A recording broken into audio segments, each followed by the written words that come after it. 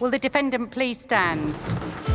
Kempton Bunton, you were charged that on the 21st of March 1961, you stole from the National Gallery a priceless portrait of the Duke of Wellington by Francisco José de Goya.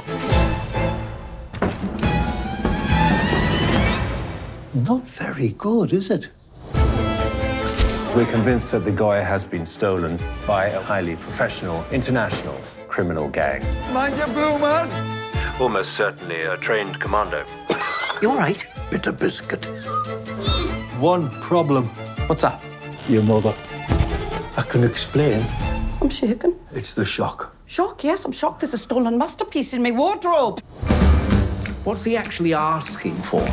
£140,000. For what? Charity. Good grief. I'm living with a madman. I'm tackling social injustice. I'm like Robin Hood. You're an idiot. The taxpayer paid for that bin. They could have given thousands to war widows and pensioners. It's for the greater good of mankind. Mankind? What about your own kind? How long will you get? I don't know. 10 years. You could have told me. We could have dealt with it together. You married young. I had to marry. I had to marry.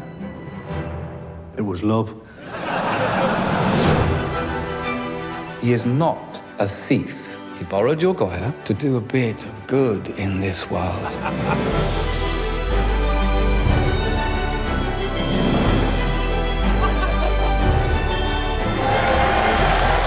You campaign for pensioners and war veterans.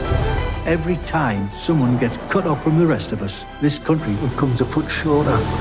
All my life I've looked out for other people and got into trouble for it. But I had faith. Not in God, but in people.